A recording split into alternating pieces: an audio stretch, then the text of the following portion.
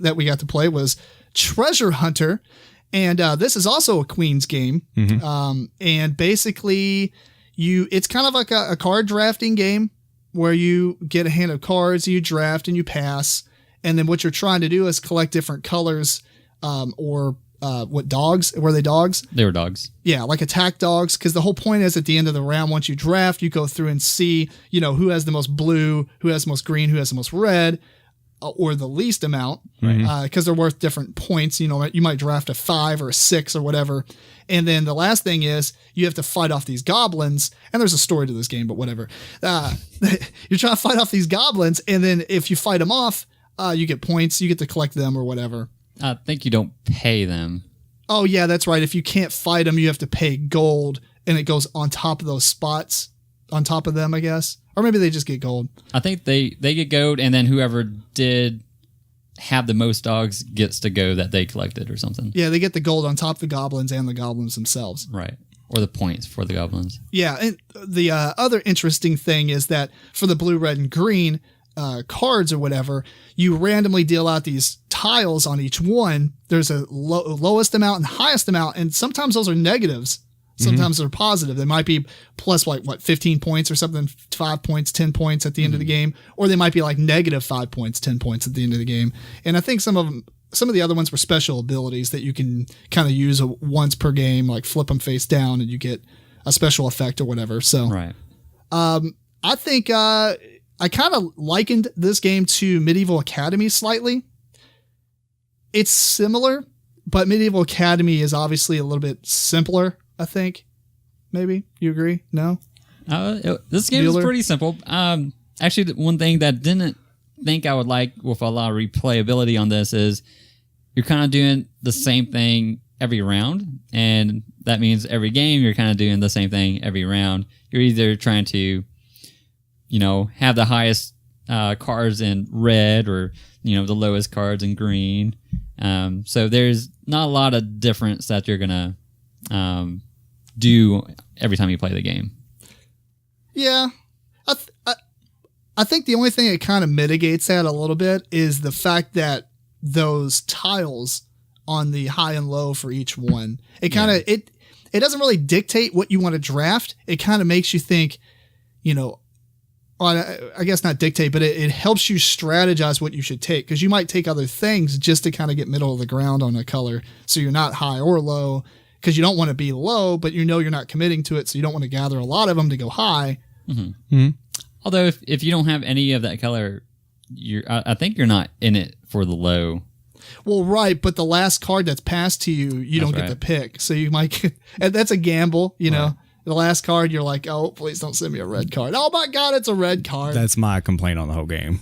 You didn't like that? I mean, I don't like the fact that the last card can do that to you. Maybe if you could get one more card than you had to play or something.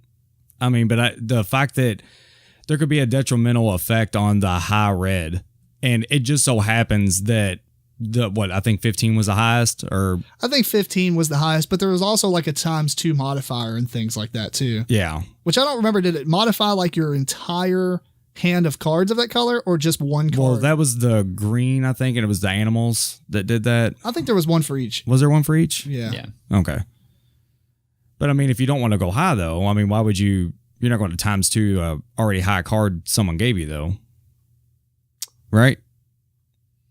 I don't get what you're saying. Okay, so the high red has a detrimental effect. So the 15 is just going around.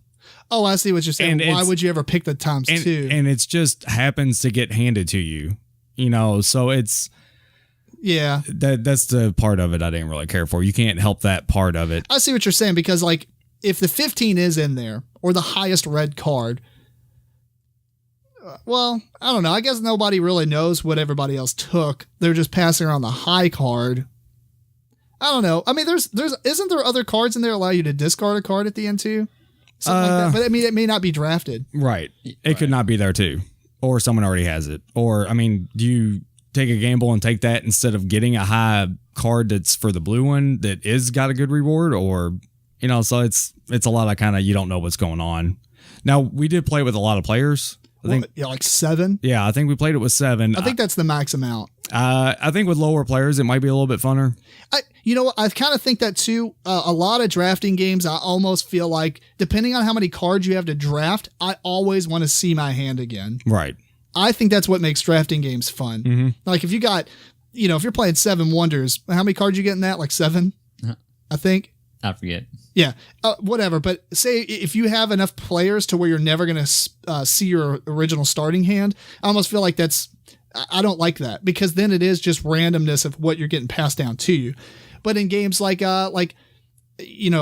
whatever, Sushi Go or something, right, you might get 5 or 6 cards or whatever, but there's only 3 of you, and you're always going to see your hand at least one more time, so you can kind of plan. I don't think they're going to go after this.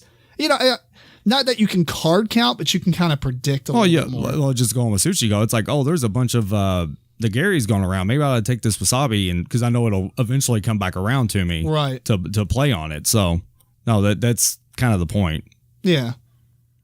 Eric, anything? Nothing else. No. Yeah. Matt? No. Anything you liked about the game? I mean, sound like the drafting is fun. It's just that last card pass thing that can be detrimental to you is the only thing I don't like. The theme and everything's fun. And it has different routes to go to win. You can, I think you were just taking every dog, and not saying that that's a great strategy. Well, it's not a bad one either, though. It's you can win it in multiple ways. Yeah, that's true. There are multiple ways to victory, and I think that this game, unlike some of the other drafting games, it'll be good with lower player count, but I think it's a middle of the road player count that might be the best. Mm-hmm.